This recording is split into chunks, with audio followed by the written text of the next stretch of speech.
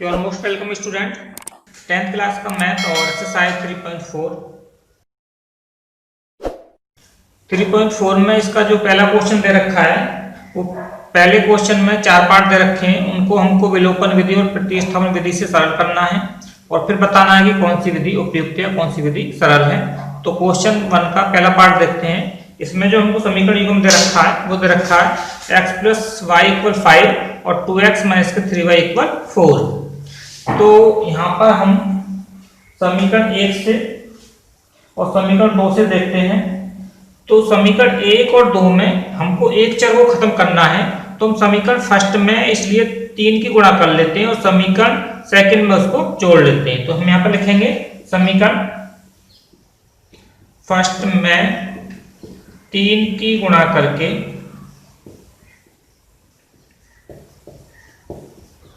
समीकरण सेकंड में जोड़ने पर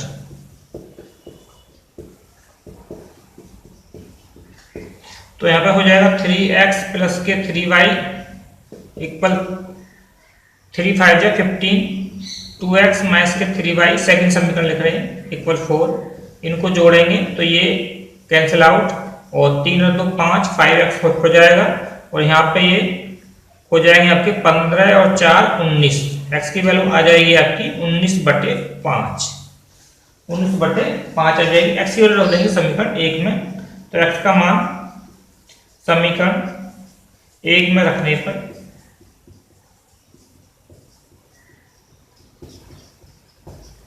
समीकरण 1 है x + y = 5 और 19/5 x की वैल्यू रख दी, y = 5 या इसको यहां पर कर देते हैं।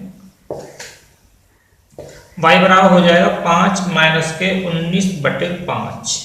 y बराबर कितना आ जाएगा 25 - 19/5। 5 एलसीएम ले लिया, 5 × 25 हो जाएगा, तो y बराबर कितना आ जाएगा 6/5।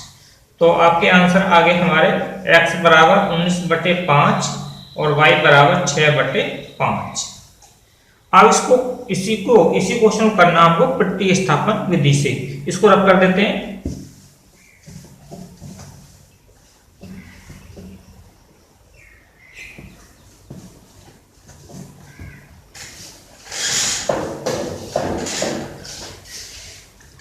समीकरण 1 से देखेंगे तो यहाँ पे x + y = 5 है। यहाँ पर x की वैल्यू या y की वैल्यू निकाल लेंगे। x की वैल्यू निकाल लेंगे y के पदों में, मान लीजिए तो x की वैल्यू हमने y के पदों में निकाल ली। अब x का मान रखेंगे समीकरण सेकंड में,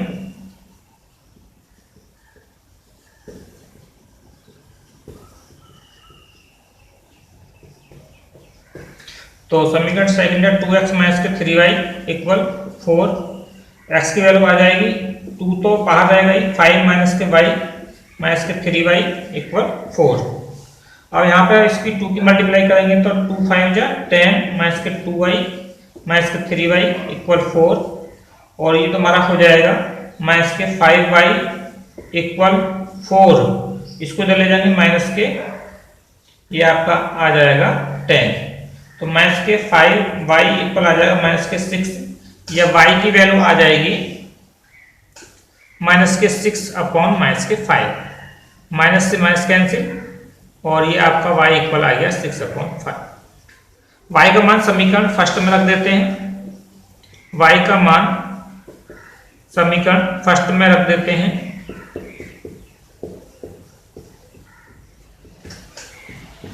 तो x + y = कितना हो जाएगा 5। यहाँ पे x + 6/5 = 5, तो x = कितना आ जाएगा 5 - 6/5। x = आ जाएगा 5 एलसीएम ले लेंगे, 25 - 6 x = हो जाएगा 19/5। आंसर आ गए x = 19/5 मतलब 19/5 और y = आ गया 6/5। वही वैल्यू आई है जो हमारी पहले आई थी विलोपन विधि से। अब हमको इसमें बताना है कौन सी विधि अधिक उपयुक्त है, अधिक सरल है। तो यहाँ पे विलोपन विधि ही सबसे ज्यादा सरल होती है और सबसे ज्यादा उपयुक्त होती है, यही हमको बताना। तो लिख देंगे विलोपन विधि सबसे अधिक उपयुक्त है। विलोपन विधि अधिक उपयुक्त है।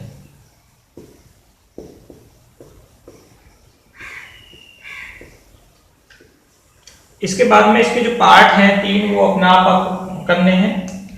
इसके बाद हम क्वेश्चन देखेंगे 2।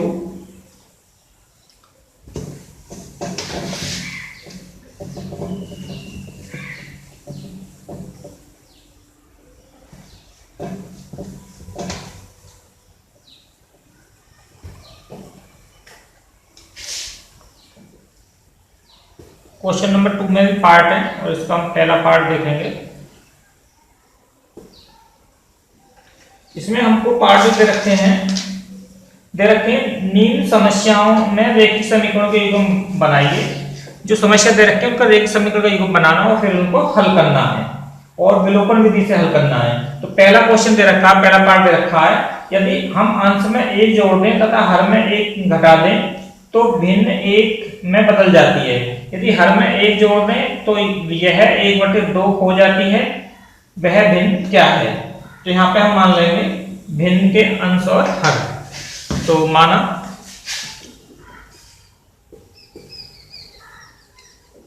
भिन्न का अंश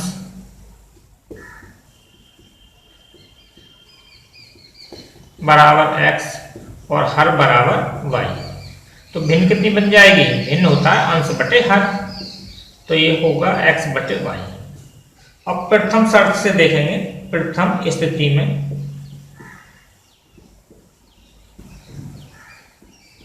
और यहां पे हम ले देते हैं प्रश्न से प्रथम स्थिति में या फर्स्ट कंडीशन में क्या दे रखा है? दे रखा है यदि अंश में 1 जोड़ दें तथा हर में 1 घटा दें तो भिन्न 1 में बदल जाती है। x बटे y, अंश में हमने 1 जोड़ दिया और हर में से हमने 1 घटा दिया तो भिन्न का मान कितना हो गया? 1। अब इसको क्रॉस मल्टीप्लाई करके इसको एक क्वेश्चन बना लेंगे। तो x प्लस के 1 बराबर हो जाएगा y माइनस के 1, या 1 को इधर ले जाएंगे तो हो जाएगा x माइनस के y, ठीक है। और ये हमारा हो जाएगा माइनस के 1 और माइनस के 1 इधर ये लाने पर तो इसको 2 लिख दो सीधा, ये 2 हो जाएगा। इसको मान लेंगे समीकरण 1। अब द्वितीय स्थिति में देखते हैं।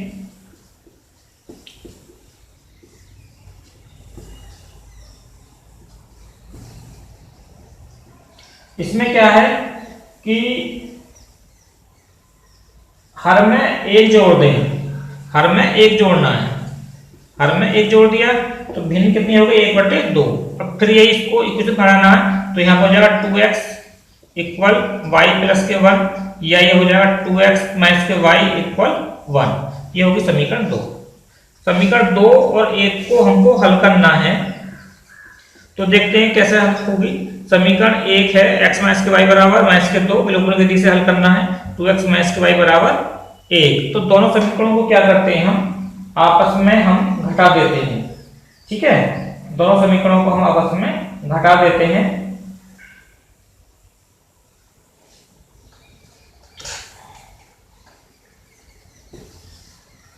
समीकरण फर्स्ट में से समीकरण सेकंड घटाने पर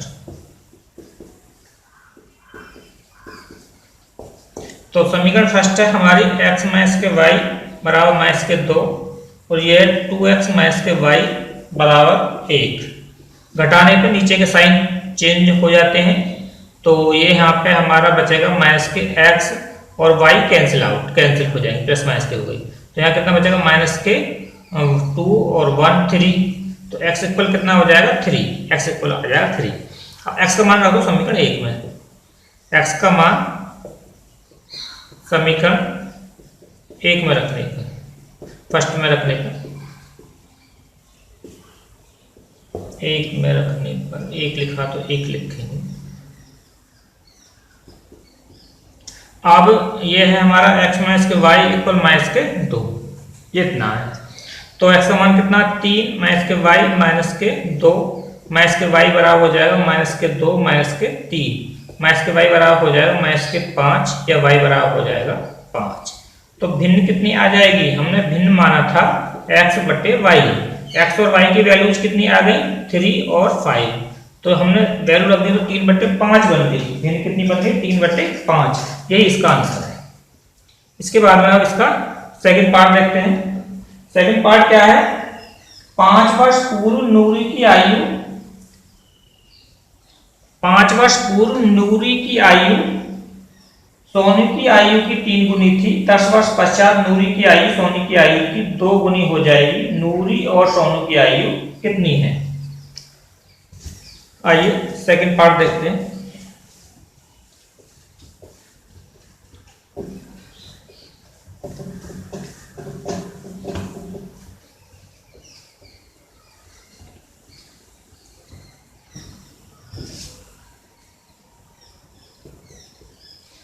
बिल्कुल ऐसे क्वेश्चन है जो पहले एक्सरसाइज में आए थे। अब मान लेते हैं नूरी की वर्तमान आयु और सोनू की वर्तमान आयु। माना नूरी की वर्तमान आयु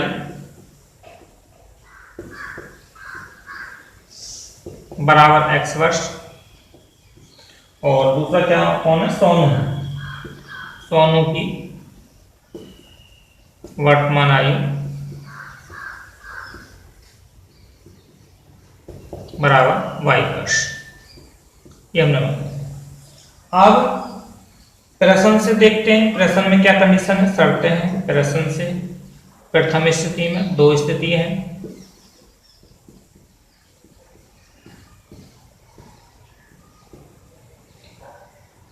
पांच वर्ष पूर्व नूरी की आयु सोनू की आयु की 3 गुनी थी, तो दोनों की निकालेंगे 5 वर्ष पहले की आयु। पहले वर्तमान की कितनी है? x और y है, तो दोनों में से हमने 5-5 घटा दिया, तो दोनों की 5-5 वर्ष की आयु निकल है। अब इसमें कह रहा है कि 5 वर्ष पूर्व नूरी की आयु सोनू की आयु की 3 गुनी थी। मतलब ये 3 गुनी थी, ये नूरी की आयु है और ये सोनू की आयु है। तो इसमें हम 3 की गुणा कर देंगे क्योंकि ये 3 गुना कम थी, मतलब 3 गुना ये ज्यादा थी और ये कम थी। तो अब इसको इक्वेशन के रूप में बदल लेते हैं। 3y माइनस के 15 और ये आपका हो जाएगा, इधर लाने पर 5 को इधर लाएंगे तो x माइनस के 3y बराबर माइनस के 15 और प्लस के 5 या x माइनस के 3y बराबर माइनस के 10 एक समीकरण बन गया। और द्वितीय स्थिति में देखते हैं।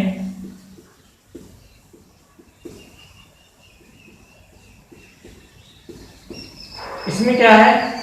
10 वर्ष पश्चात नूरी की आयु सोनी की आयु की 2 गुनी हो जाएगी। 10 वर्ष, तो दोनों में 10-10 जोड़ लिया हमने, तो ये होगी 10-10 वर्ष बाद की आयु, नूरी की भी और सोनू की भी। अब कितनी 2 गुनी हो रही है नूरी की आयु सोनू की आयु, तो फिर इसमें हमको 2 की गुणा फिर दोबारा करनी पड़ेगी। इसको इसमें चेंज करेंगे। 2y माइनस के प्लस के 20 x माइनस के 2y बराबर 20 माइनस के 10, या इसको यहाँ पे हम सॉल्व करते हैं तो x माइनस के 2y बराबर कितना हो जाएगा? 10। ये हो जाएगा समीकरण 2। और समीकरण 1 और 2 की तुलना करते हैं तो देखिए यहाँ पे यदि हम समीकरण 1 में से समीकरण 2 घटा दें, विलोपन विधि से हल कर रहे हैं इसको, विलोपन से लिखा है इसमें, तो x में से x घटाने पर कट जाएगा। तो यहाँ पे लिख देंगे हम समीकरण 1 में से समीकरण 2 घटाने पर।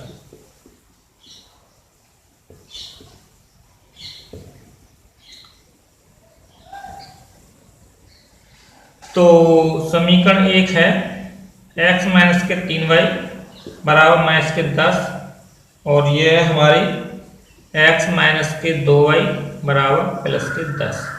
घटाने पर नीचे के साइन चेंज, ये x कैंसिल आउट और ये हमारा हो गया माइनस के y बचा है और ये माइनस के हो गया 20। तो y इक्वल कितना हो गया? प्लस के 20। y की वैल्यू कहाँ रखेंगे? समीकरण 1 में।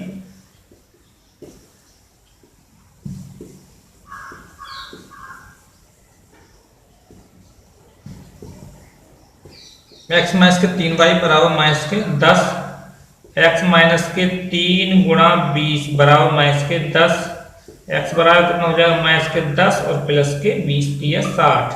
x बराबर कितना आ जाएगा? x बराबर आ जाएगा 50। तो नूरी की आयु कितनी आ गई? x का मान माना था हमने नूरी की आयु, मतलब नूरी की वर्तमान आयु है ये, वर्तमान और लिख दीजिए।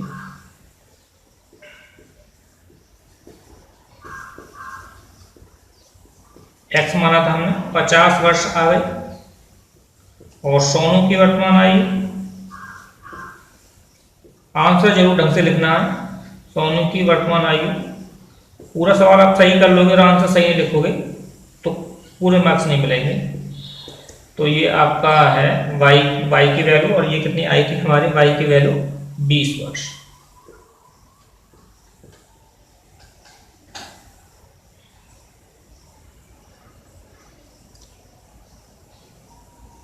अब इसके बाद में इसका थर्ड पार्ट देखते हैं। थर्ड पार्ट क्या है आइए देखते हैं।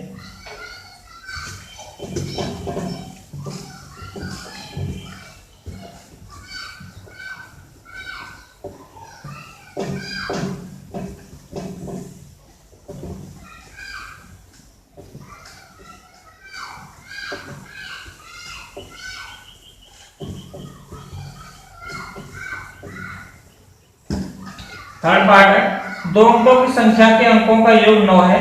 इस संख्या का 9 गुना संख्या के अंकों को पलटने से बनी संख्या का 2 गुना है, वह संख्या ज्ञात कीजिए। तीसरा पार्ट,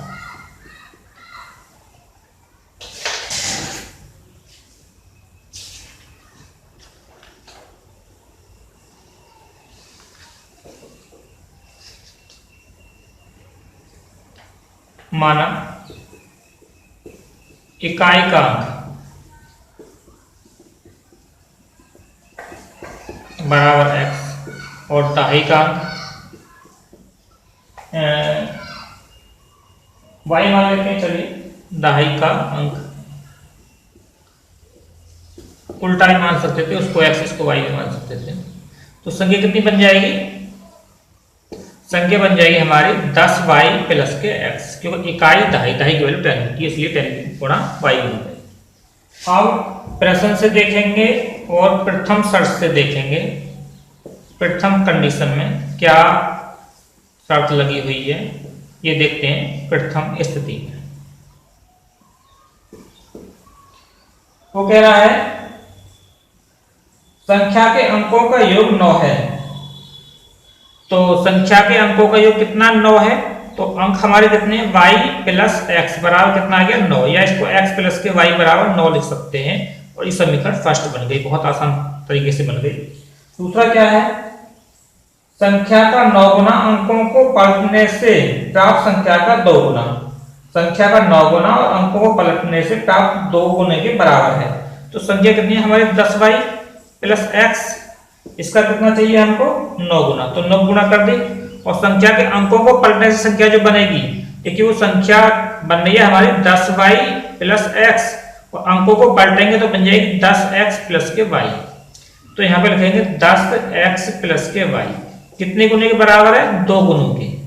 तो ये हम इसको समीकरण में बदल लेंगे। तो यहाँ पे 9 दूसरा 90y प्लस के 9x, और यहाँ कितना हो जाएगा 10 दूनी 20x प्लस के 2y। अब देखिए इनको इधर ले जाएंगे, इन दोनों संख्याओं को इधर ले जाएंगे, 90 को 9x को 20 और 2 के पास ले जाएंगे। तो 20x प्लस के 2y माइनस के 90y माइनस के 9x बराबर 0। अब देखिए 20 में से 9 जाएंगे तो कितने बचेंगे 11x, और 90 में से 2 घटेंगे तो कितने बचेंगे माइनस के 88y बराबर 0। अब यहाँ पे हम इस समीकरण को थोड़ा सा छोटा बना लेते हैं। तो यहाँ पे 11 कॉमन ले लेंगे, तो 11 कॉमन लेने में कितना रह जाएगा x माइनस के 8, 11 × 88 होते हैं बराबर 0। x को 0 में भाग करने पे हो जाएगा तुम्हारा x माइनस के 8y बराबर 0। इस समीकरण 2 मान लेंगे।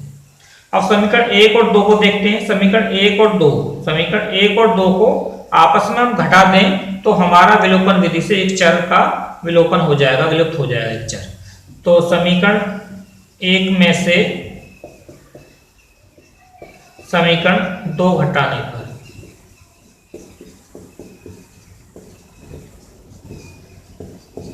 तो ये है तुम्हारी x प्लस के y बराबर 9, और यहाँ x माइनस के 8y बराबर 0। यहाँ पर हमारा घटाने पर ये प्लस के बन जाएंगे और ये माइनस के, एक्स कैंसिल, और ये हो जाएंगे 8 और 1 9y बराबर 9 आ जाएगा। तो y बराबर कितना आ जाएगा 9/9, या y बराबर आ जाएगा 1। अब y का मान रख देंगे हम, y का मान रख देंगे समीकरण 1 में। y का मान समीकरण 1 में रखने पर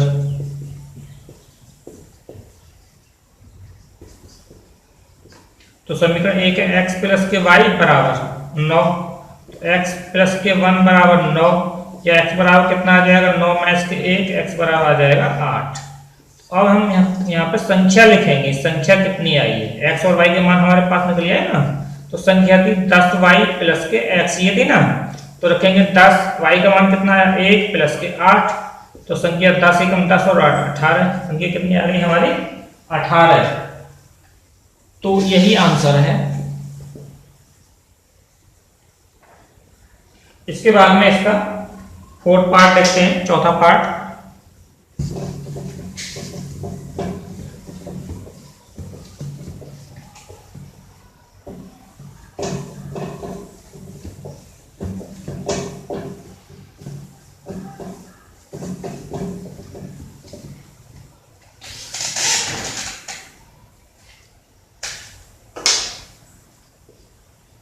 चौथे पार्ट में क्या दे रखा है,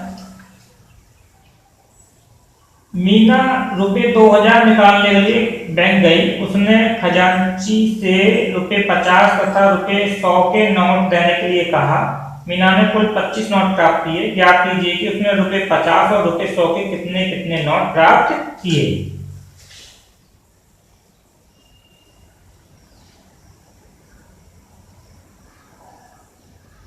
माना 50 रुपए, 50 रुपए या RS के दो, RS के नोटों की संख्या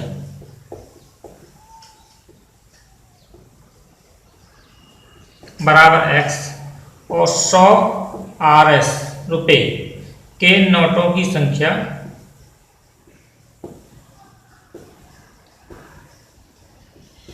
बराबर y। अब कुल नोट कितने थे हमारे पास, कुल नोट थे हमारे पास 25, तो ये प्रश्न से आ जाएगा, पहली कंडीशन यहाँ पे हमारे लग जाएगी।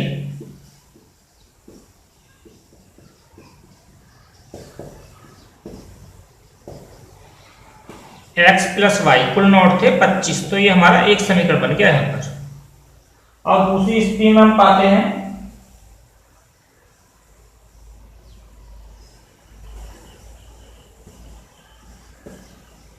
द्वितीय स्थिति,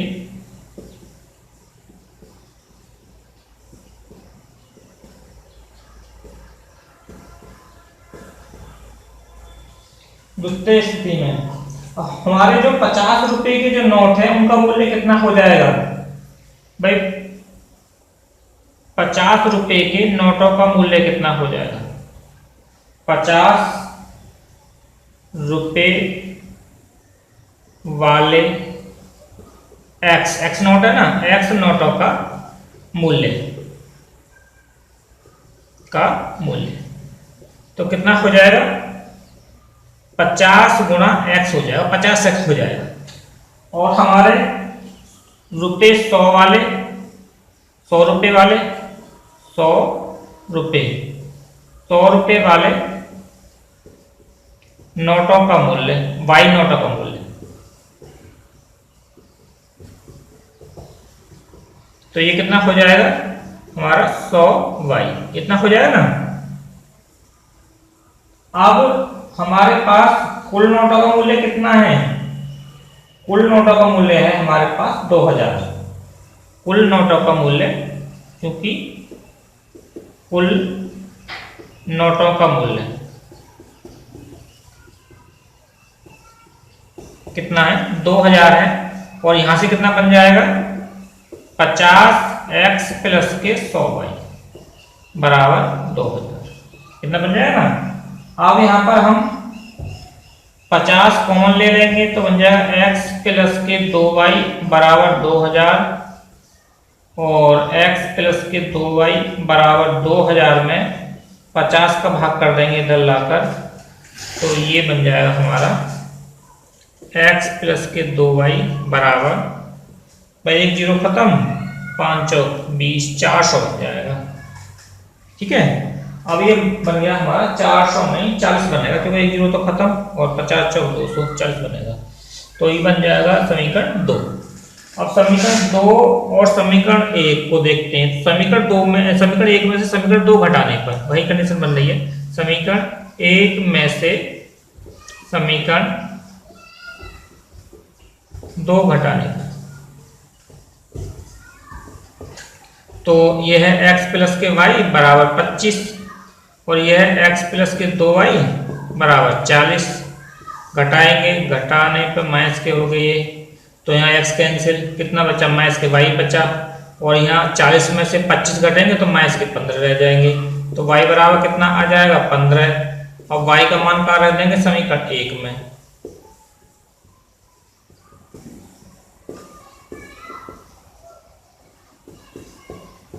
तो ये है तुम्हारा x प्लस के y बराबर 25, तो x प्लस के 15 बराबर 25, x बराबर कितना आ जाएगा, 25 में से 15 घट के 10 आ जाएगा, x बराबर 10।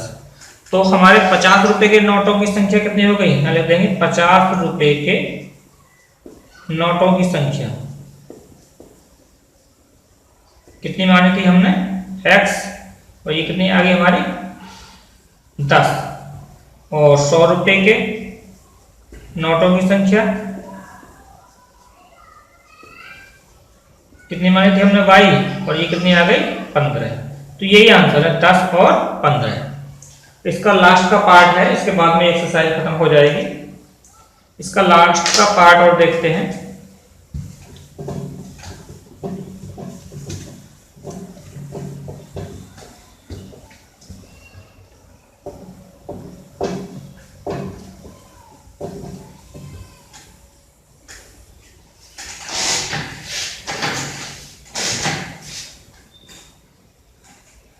लास्ट का पार्ट है,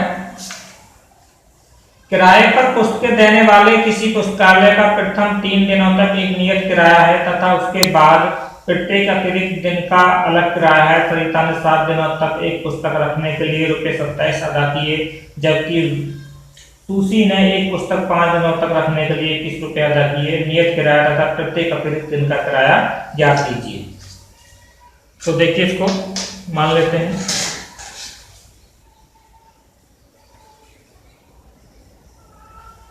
माना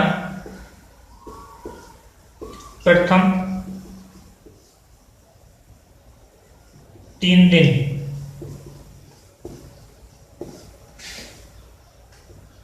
तक के लिए पुस्तकालय का नियत किराया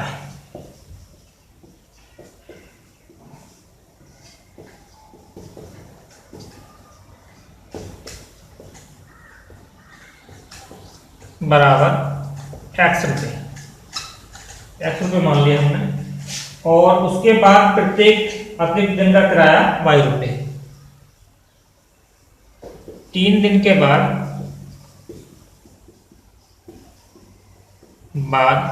प्रत्येक अतिरिक्त दिन के लिए किराया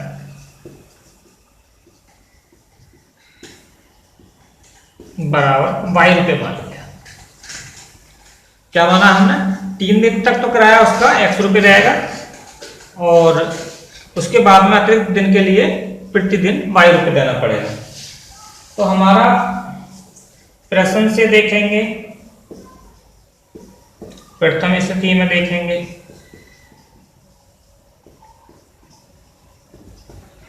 वो कह रहा है कि 7 दिन में कितना किराया बैठ जाएगा, 7 दिन में कितना किराया बैठ जाएगा। तो 7 दिन का किराया कितना हो जाएगा, 7 दिन का दिनों का किराया, 7 दिनों का किराया कितना बैठ जाएगा। देखिए, 3 x रुपये तो उसके लगे 3 दिन का, x रुपये 3 दिन का, प्लस y गुणा 4 दिन जो शेष बचे उनके लिए हो गया y में 4 गुणा करके। अब ये कितना था हमारा, 27 रुपये था। कितना था, 27 रुपये। तो हम इसको रख सकते हैं, इसलिए x प्लस के 4y बराबर 27, ये होगी समीकरण 1। क्योंकि खरीदार ने कितना दिया है, 27 रुपये दिया है, ठीक है, 7 दिन का। अब दूसरी स्थिति में देखते हैं।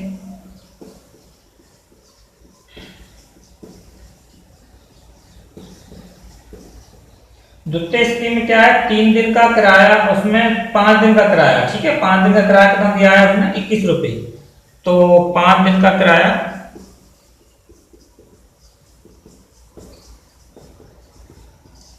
कितना हो जाएगा, x तो हो जाएगा और y गुणा कितना हो जाएगा, 2, क्योंकि 2 दिन अतिरिक्त फालतू हो गई, ठीक है। तो अब हमारे पास कितना हो जाएगा, ये x प्लस के 2y कितने, 21 रुपये, ये हो गया समीकरण 2। अब समीकरण 1 और 2 को घटाने पर, तो समीकरण 1 में से समीकरण 2 घटाने पर, तो समीकरण x, तो एक है x प्लस 4y बराबर 27 और ये है x प्लस के 2y बराबर 21।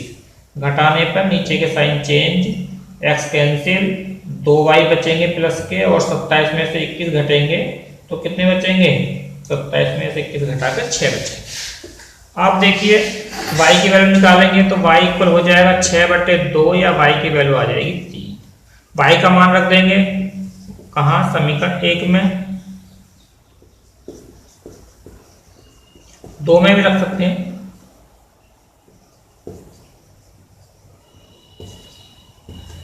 तो ये है x प्लस के 4y बराबर 27, x प्लस के 4 गुणा 3 बराबर 27, x बराबर कितना हो जाएगा, 27 माइनस के 12, 4 के 12, x बराबर कितना बचेगा, 5, 15। तो देखिए हमने 3 दिन का नियत किराया कितना माना था, x रुपये, तो यहां लिख देंगे 3 दिन का नियत किराया x माना था तो कितना आ गया, 15 रुपये। और प्रत्येक अतिरिक्त दिन का किराया, प्रत्येक अतिरिक्त